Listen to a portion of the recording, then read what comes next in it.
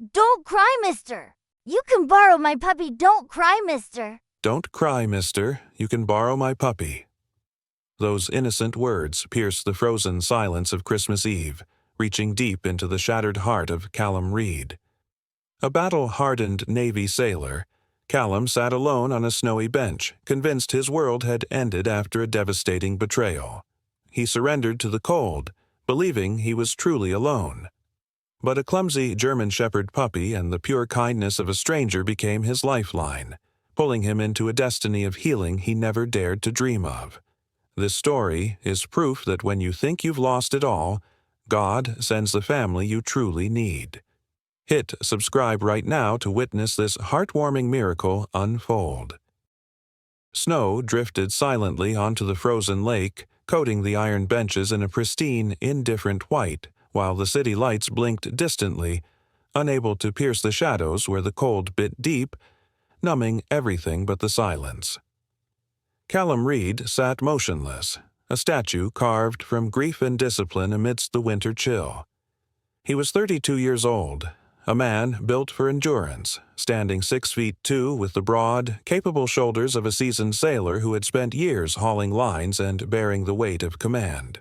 His face, usually a mask of calm authority defined by a strong, square jawline and dark, shortly cropped hair that adhered strictly to regulations, now bore the raw, unguarded weight of a devastating betrayal.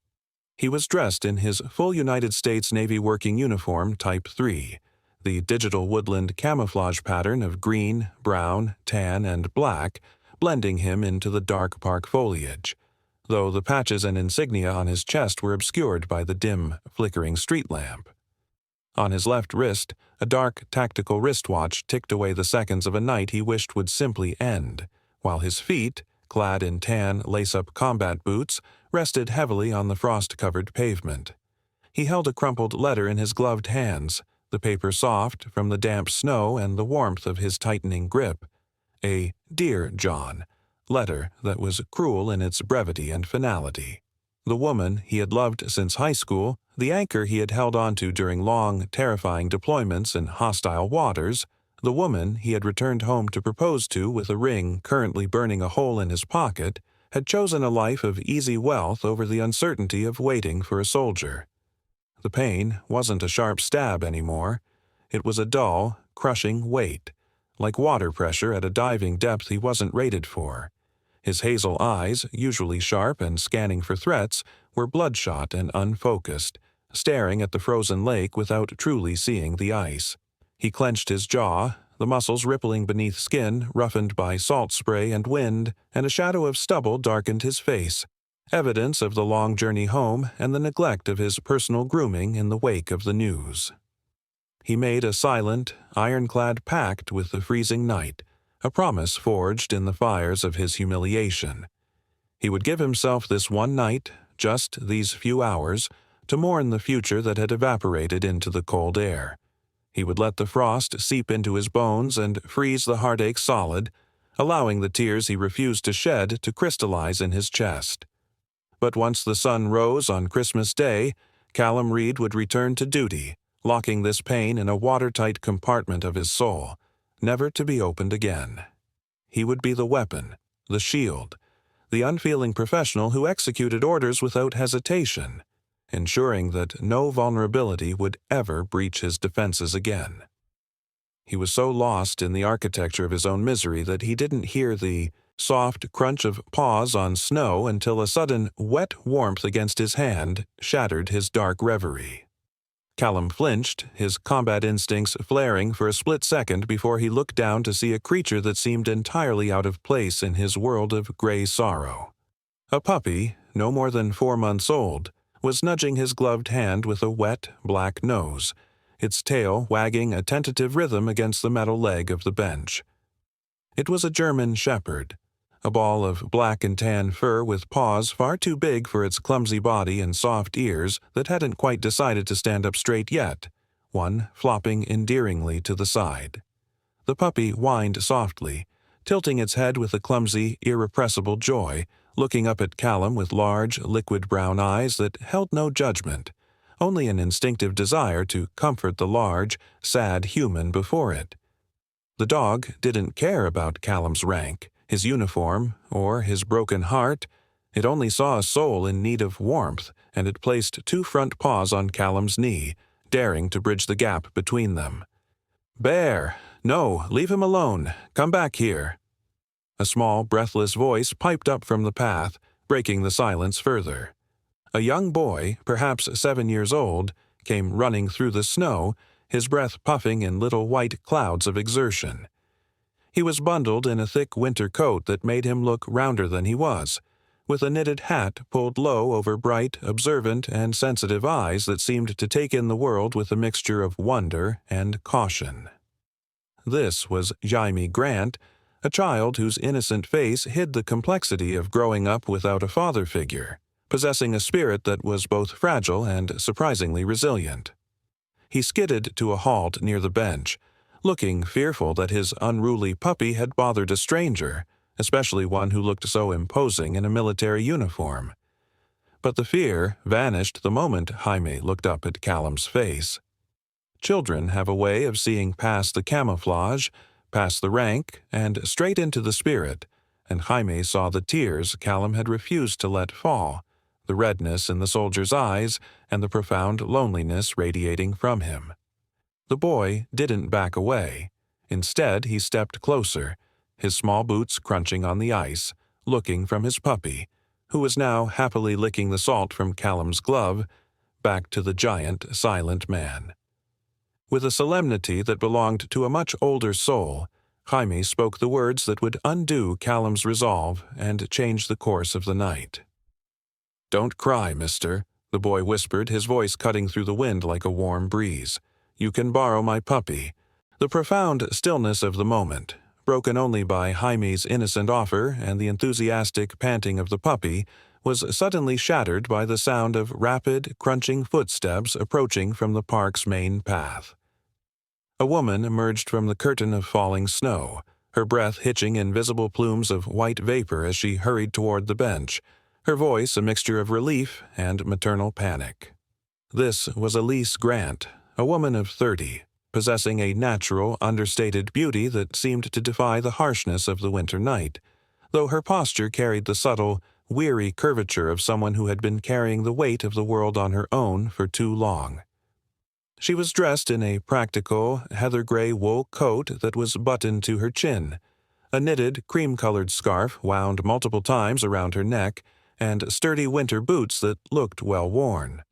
Her hair, a soft shade of honey blonde, had escaped its messy bun, framing a face that was flushed pink from the cold wind and the exertion of the chase. Her eyes were the most arresting feature. They were a deep, intelligent cerulean blue, identical to Jaime's, but where the boy's eyes held wonder, hers held a depth of sorrow tempered by a fierce, unyielding resilience. She was the kind of woman who would skip a meal so her son could have new shoes, whose hands were rough from work but whose touch was unfailingly gentle. As she reached them, she dropped to her knees in the snow, not caring about the dampness seeping into her jeans, and immediately checked Jaime over, her hands fluttering anxiously before turning to corral the rebellious puppy. "Jaime, you know better than to let Bear off the leash, especially at night," she chided gently, her voice breathless, before turning her gaze upward to the silent figure on the bench. "I am so incredibly sorry, sir. He's still learning, and he slipped his collar. I hope he didn't bother you." She reached out to grab the squirming German shepherd, her fingers brushing against the rough fabric of Callum's trousers. It was then, as she straightened up, that her eyes adjusted to the gloom and she truly saw him. She took in the digital woodland pattern of his Navy working uniform, the heavy combat boots, and the way he sat, rigid, disciplined, despite the obvious emotional wreckage in his eyes. The sight of the uniform seemed to trigger a reflex in her. Her posture straightened slightly, a learned behavior from a lifetime of proximity to military discipline. Her gaze drifted to the name tape on his chest, squinting slightly to read the embroidered letters, "Reed," in the dim light. A flicker of recognition, or perhaps just a familiarity with the aura of a soldier, passed over her face. She didn't retreat from his intensity. Instead, she tilted her head, her expression softening from apology to concern. "Your Navy," she stated, not as a question but as an observation, her voice dropping to a respectful, almost nostalgic tone. "My father always said you boys had a specific way of sitting, like you were ready to spring or turning into stone.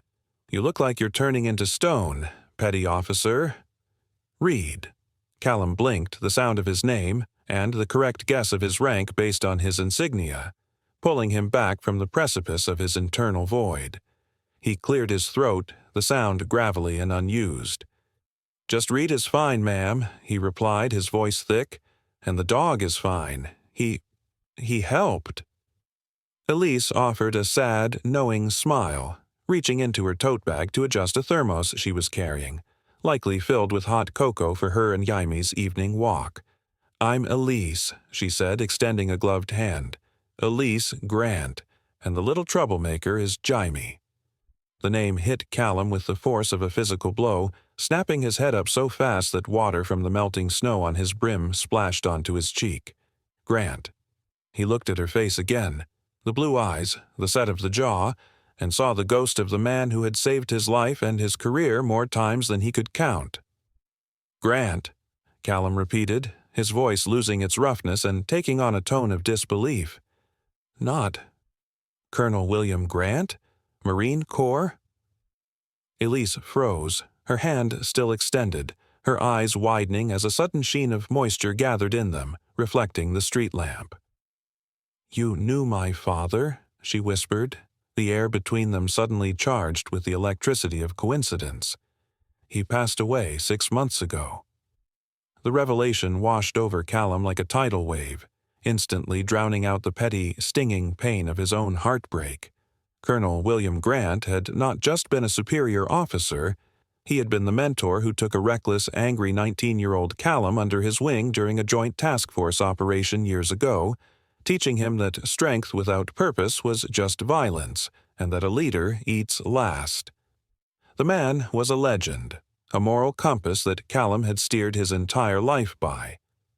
To find out that this shivering woman and this fatherless boy were the legacy the colonel had left behind shook Callum to his core.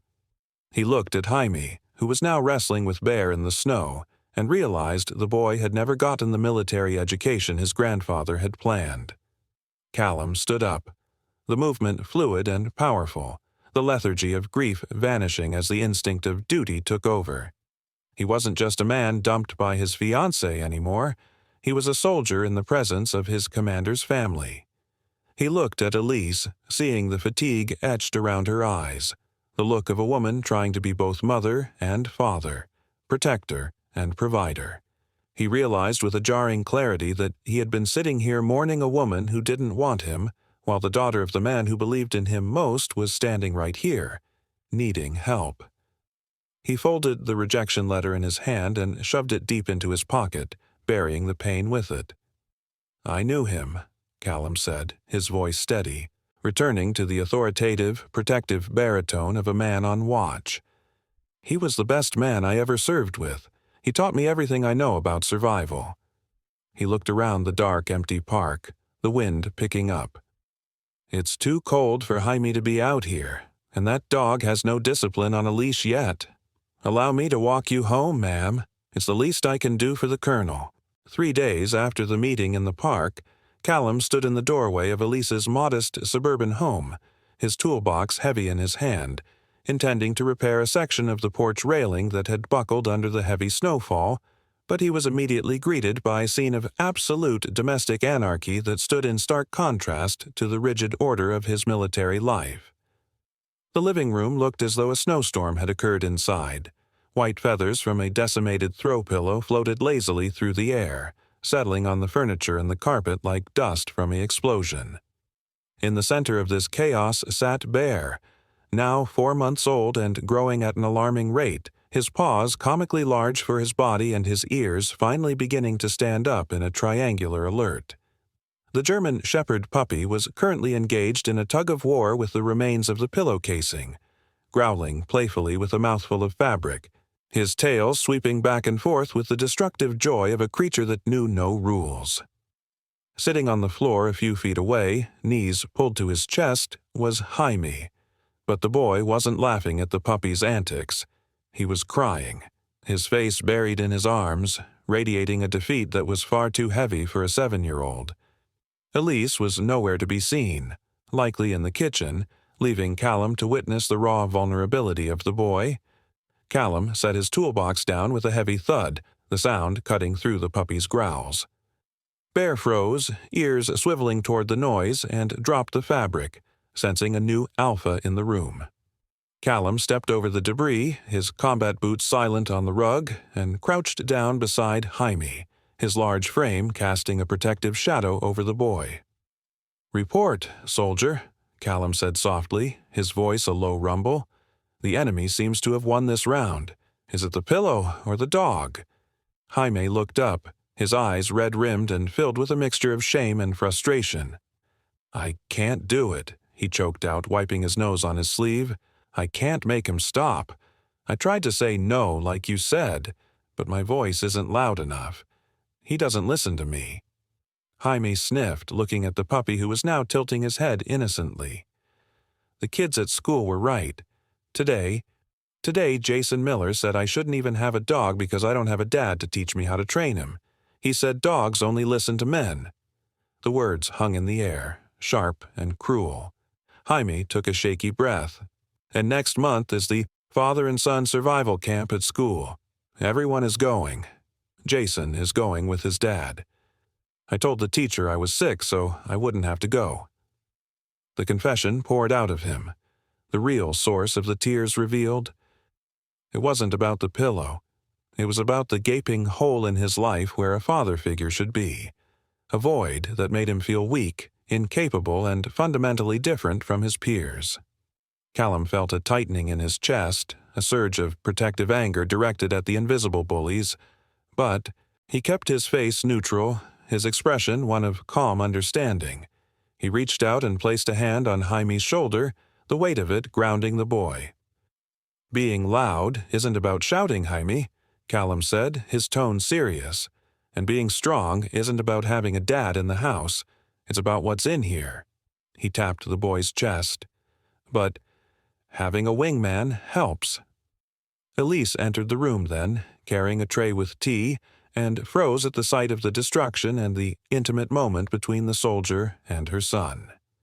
She set the tray down on a side table, her shoulders slumping as she surveyed the mess, the exhaustion of the past few days etched clearly on her face.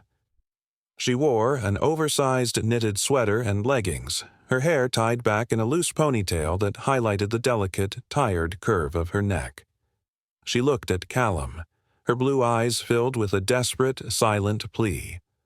Later, while Jaime took a nap, exhausted from his emotional outburst, Elise and Callum sat on the porch he had just fixed. The winter air was crisp, and steam rose from their mugs. "My father," Elise began, her voice trembling slightly as she stared out at the snow-covered yard where Bear was now sniffing a tree. "He had these big plans for Jaime. He used to say, 'Elise, when that boy is 7, I'm going to teach him to be a man. I'm going to teach him honor, discipline, and how to handle a dog.' He wanted Jaime to be strong, to have that backbone." She turned to Callum, her eyes searching his face. "But Dad died before he could teach him anything. And I try, Callum, I try so hard, but I don't know how to teach him to be brave in the way a boy needs. I can love him, but I can't be the figure he's looking for." She took a deep breath, steeling herself. "You're the only one I've met who reminds me of him. You have his code. Would you consider training them? Not just Bear, but Jaime. Help him prepare for that camp. Be the mentor my father wanted to be." Callum looked through the window at the sleeping boy and the destructive, lovable puppy curled up on the rug. He thought of the ring in his pocket, the symbol of a life that had rejected him. And then he looked at the woman and child who were asking him to stay, to matter.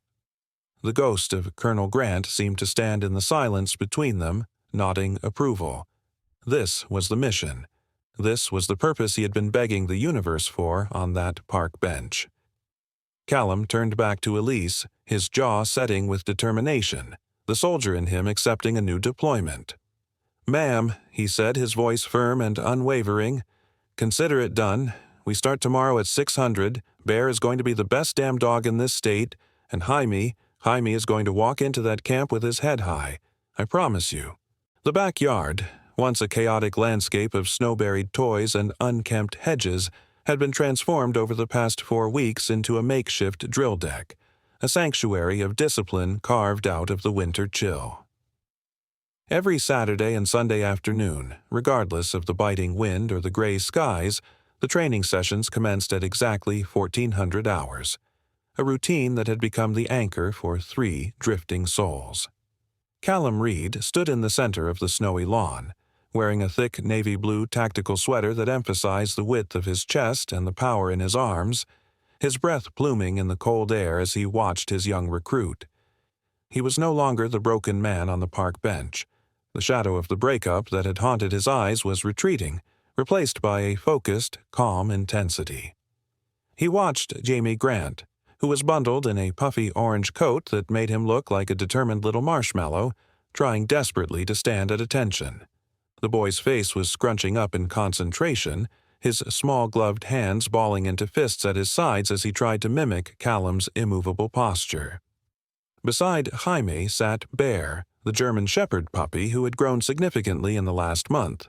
His paws were still comically large, but his black and tan coat was thickening, and his ears now stood at a sharp, attentive, perked angle, swiveling like radar dishes at the slightest sound. The chaotic energy of the adorable destroyer was still there, bubbling just beneath the surface, but now it was contained by an invisible leash of respect. "Shoulders back, chin up, Jaime," Callum instructed, his voice low and steady, carrying across the yard without the need to shout. "Remember, the dog feels your energy before he hears your voice. If you are unsure, he will be unsure. If you are scared, he will think he needs to protect you instead of listening to you. You are the pack leader. You are the captain of this ship." Jaime took a deep breath, puffing out his chest, and looked down at the dog. "Sit, Bear," Jaime said, but his voice wavered, rising into a question at the end. Bear merely tilted his head, let out a soft whine, and pawed at the snow, sensing the hesitation. Callum stepped in, kneeling on one knee so he was eye-level with the boy. The proximity revealed the faint crow's feet appearing around Callum's eyes when he smiled, a genuine expression that had become more frequent in these sessions. "Don't ask him to sit, Jaime. Tell him. Imagine your voice is a heavy stone dropping into a lake. Solid. Heavy. Try again." Callum's hand rested briefly on Jaime's back, a reassuring weight that seemed to transfer strength directly into the boy's spine. Jaime nodded, his expression hardening with a newfound resolve. He looked the dog square in the eyes, channeling the image of Callum, the image of his grandfather he had heard stories about, and pointed a finger down. "Bear, sit." The command came out deeper, flatter, stripped of the childish lilt. The effect was instantaneous. Bear's hindquarters dropped to the snow, his eyes locked on Jaime's face, waiting for the next order. Watching from the kitchen window, Elise felt a lump form in her throat that had nothing to do with sadness. She held a warm mug of cider between her hands, the steam fogging the glass as she observed the tableau. She saw the way Callum looked at her son, not with the distant tolerance of a stranger performing a charity, but with the genuine pride of a mentor watching a student succeed.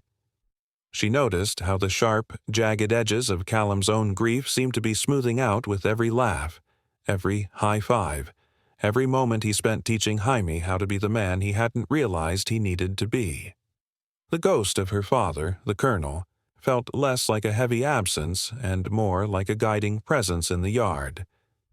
Elisa's gaze lingered on Callum, the way the winter light caught the sharp angle of his jaw, the capability in his hands as he demonstrated a hand signal, the quiet strength that radiated from him. For a long time she had seen men as people who left, her father by death, Jaime's father by choice. But Callum was different. He was the man who stayed, the man who rebuilt broken fences and broken confidence. She realized with a start that she wasn't just grateful for what he was doing for Jaime. She was drawn to him, to the safety he represented. When the session ended and the Little Paw squad came tramping into the house, stomping snow off their boots, the house felt full in a way it hadn't for years. Callum accepted a towel from her to dry Bear's wet fur, and their fingers brushed, a brief electric contact that made him pause and look at her. The haunting memory of the woman who rejected him didn't flash in his mind.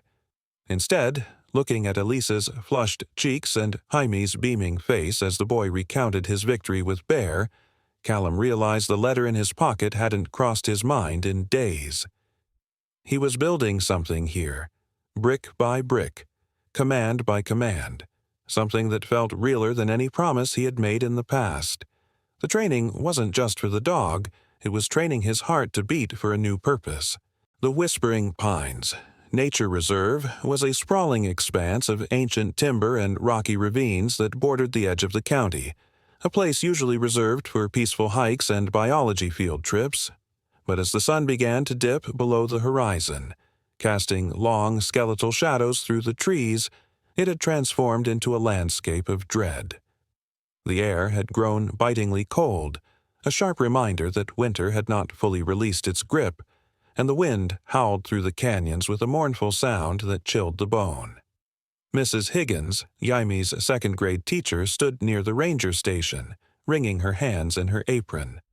She was a kindly, stout woman in her 60s with gray permed hair and a face usually creased in smiles, but now her complexion was ashen, her eyes wide with panic behind thick glasses. She explained through tears to the gathering police officers that Jaime had been right there one moment, sketching a tree, and gone the next, vanishing into the dense undergrowth.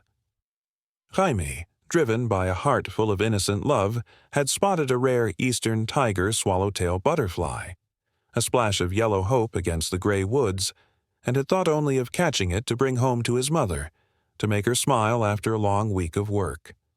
The chase had led him off the marked trail, deeper into the forbidden zones of the reserve, until the path disappeared, and the ground beneath him became treacherous and unfamiliar.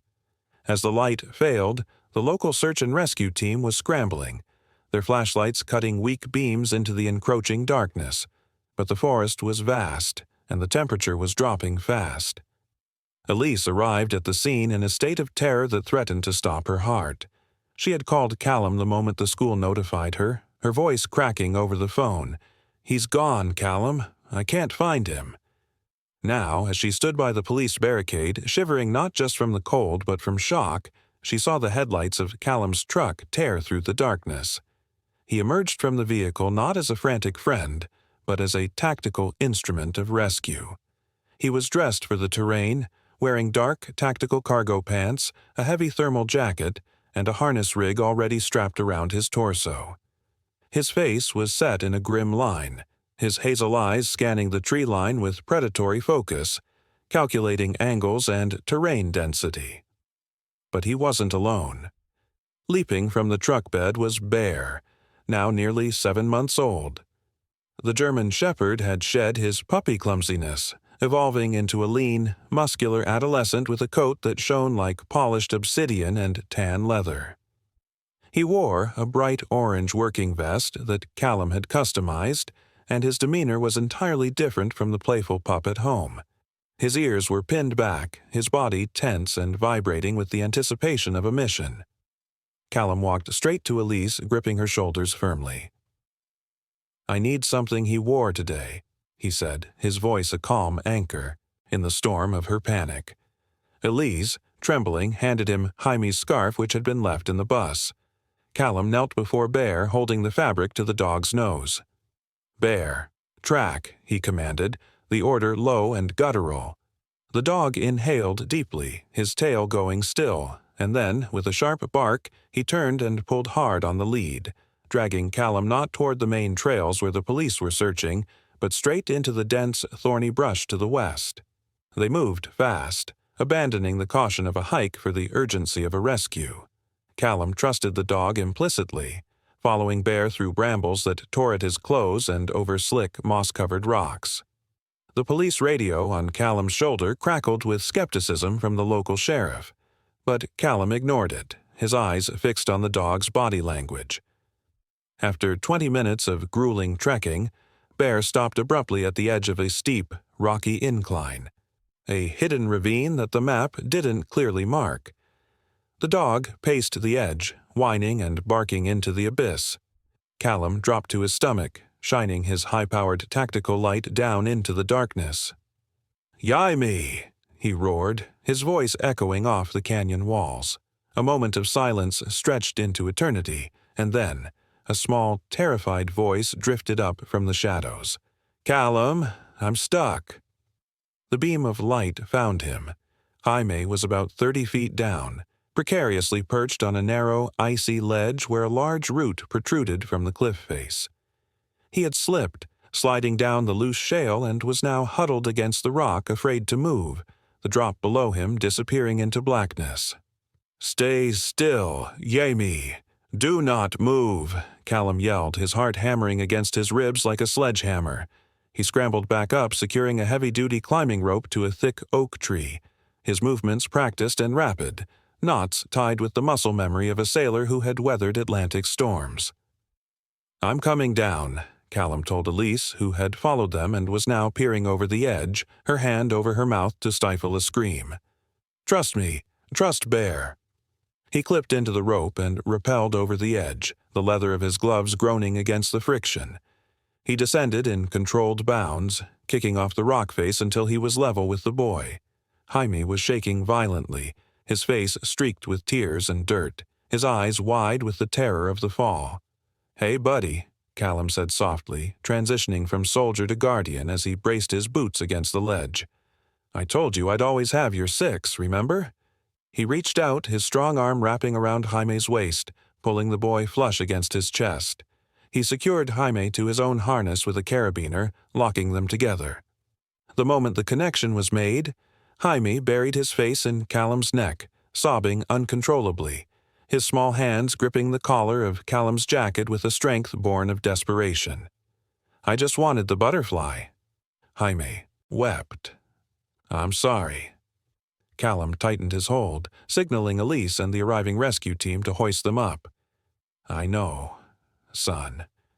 I know," Callum whispered into the boy's ear, the word son slipping out unconsciously, feeling heavier and more real than any rank he had ever held. As they were pulled up over the lip of the cliff and collapsed onto the safe, snowy ground, Bear was there instantly, licking Jaime's face, whining with relief. Callum lay on his back in the snow, breathing hard, his arms still clamped around the boy, looking up at the night sky.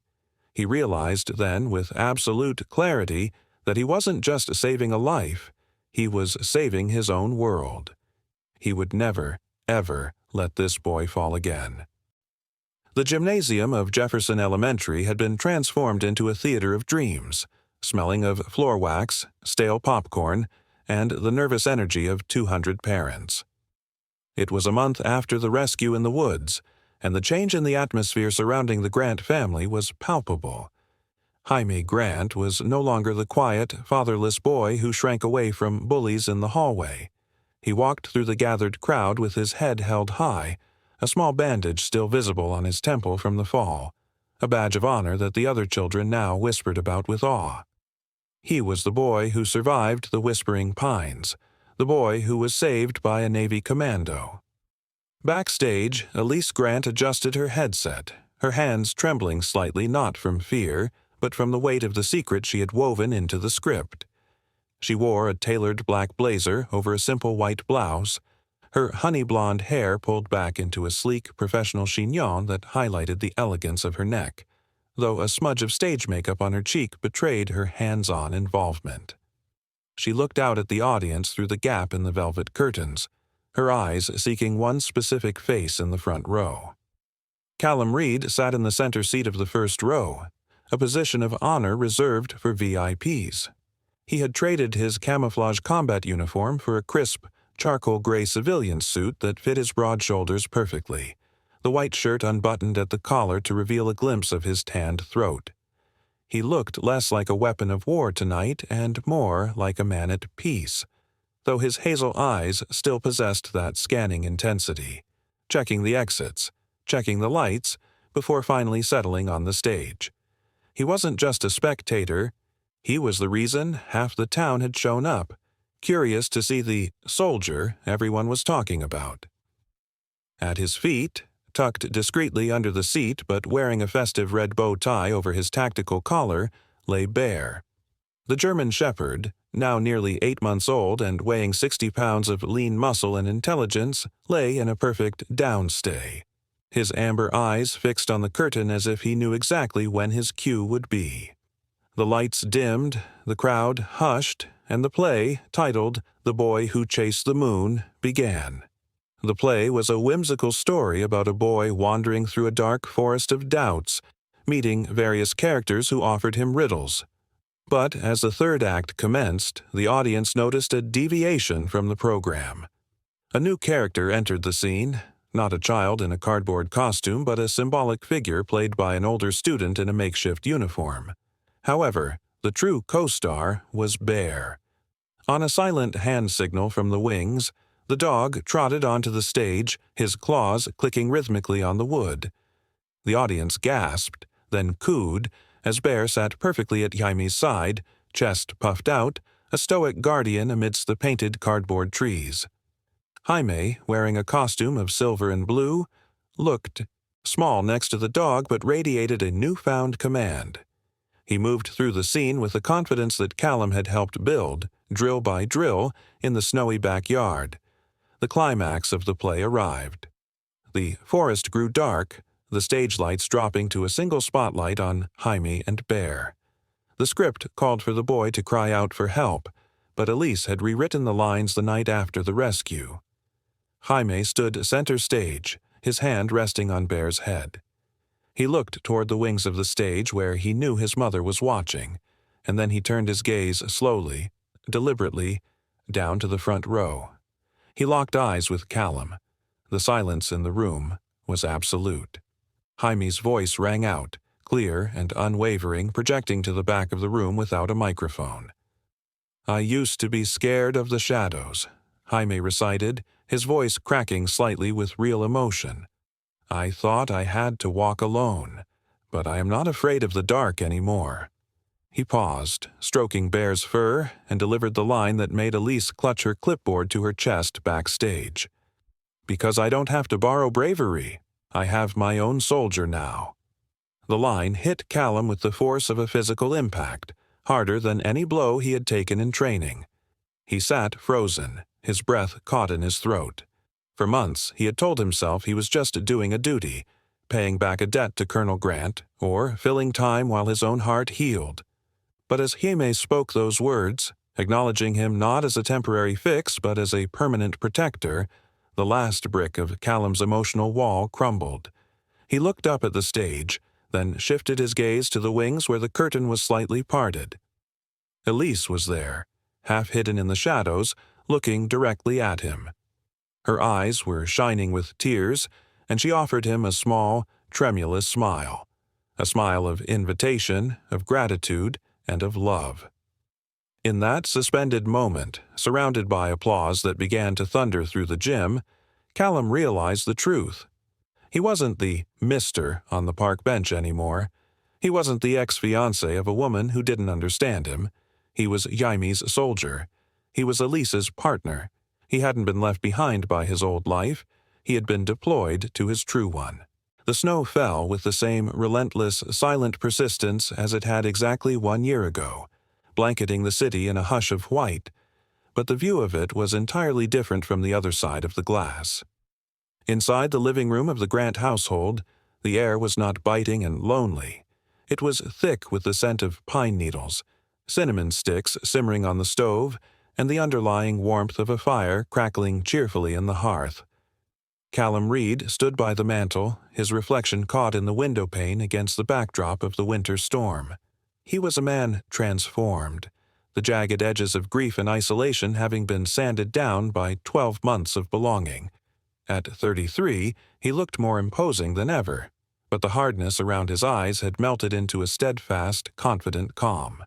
He was dressed in his full service dress blue uniform, the heavy, dark fabric pressed to razor-sharp perfection, a stark contrast to the working camouflage he had worn on that bench. On his collar and cap, the fresh, gleaming gold anchors of a newly pinned chief petty officer caught the light of the Christmas tree, a promotion he had earned not just through service, but because he had finally found a reason to lead with his whole heart. His face was clean-shaven, his jawline strong and proud, and his hazel eyes, once bloodshot with unshed tears, were clear and bright, crinkling at the corners as he watched the chaos of wrapping paper on the floor. Jaime, now 8 years old and stretching out in that sudden, spindly way boys do, was currently trying to teach Bear how to balance a candy cane on his nose. The dog had grown into a magnificent creature, a 90-pound German shepherd with a coat of burnished black and gold, moving with the lethal grace of a guardian and the gentle soul of a family pet. Bear sat with statue-like stillness, his amber eyes locked on Jaime, waiting for the release command, a testament to the hundreds of hours of discipline Callum had instilled in them both. Elise sat on the sofa, tucking her legs under her, wearing a deep emerald velvet dress that made her honey-blonde hair shine like spun gold. She looked younger than she had a year ago, the lines of exhaustion smoothed away by the simple reality of having a partner to share the load. She watched Callum with a look of quiet, burning adoration, knowing that tonight was a celebration of his promotion, but suspecting, with a woman's intuition, that the nervous energy radiating from him meant something more. "Attention on deck," Callum said, his voice dropping into that commanding baritone that instantly brought the room to a hush. Jaime scrambled to his feet, abandoning the candy cane, and stood at attention, a wide, conspiratorial grin on his face. Bear, sensing the shift in energy, trotted over and sat by Callum's left leg, leaning his heavy head against the man's thigh. Callum took a deep breath, his hands clasped behind his back, and looked first at the boy. Jaime, front and center. The boy stepped forward. Callum knelt down on one knee, not to be at eye level, but in a posture of humble request. 1 year ago, tonight, I was sitting in the cold, and you gave me an order. You told me I could borrow your puppy because I was sad. You and your mom. You let me borrow your warmth, your home, and your family. Callum paused, his throat tightening as he looked at Elise, who had covered her mouth with her hand, tears already welling in her blue eyes. He turned back to Jaime. But in the Navy, when we find a station where we belong, where we can serve best, we put in a request for a permanent transfer. I don't want to be on loan anymore, Jaime. I don't want to borrow this family. I want to be part of the roster, permanently. I want to be your dad, and I want to be here to protect you and your mom until my watch is over.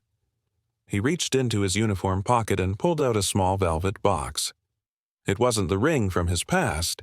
That had been sold months ago, its bad luck purged.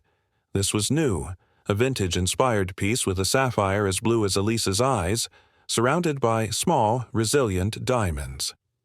He turned his gaze to Elise, who had risen from the sofa and was walking toward him as if pulled by a magnet. "Elise," Callum whispered, the soldier falling away to reveal the man who loved her. "You saved my life. Will you let me spend the rest of it making yours safe? Will you marry me?" The silence hung for a heartbeat, perfect and crystalline, before Jaime let out a whoop of pure, unadulterated joy that shattered the tension. "Say yes, Mom, say yes," the boy shouted, jumping up and down. Bear barked a deep, resonant woof of approval, his tail thumping a drumbeat against the floor. Elise dropped to her knees beside Callum, not caring about the dress, and threw her arms around his neck, burying her face in the starch of his uniform. "Yes," she sobbed into his shoulder. "Yes, sailor, you're not going anywhere." Callum slid the ring onto her finger. It fit perfectly, and pulled both her and Jaime into a crushing embrace, with Bear forcing his way into the huddle, licking everyone's faces indiscriminately. As they stood up, A tangled knot of laughter and happy tears, they turned toward the large bay window. Outside, the world was cold, dark, and indifferent, just as it had been the year before. But reflected in the glass, superimposed over the falling snow, was the image of a family. A man who had found his harbor, a woman who had found her strength, a boy who had found his hero, and a dog who had guided them all home. It was no longer a borrowed light. It was a fire that would burn for a lifetime.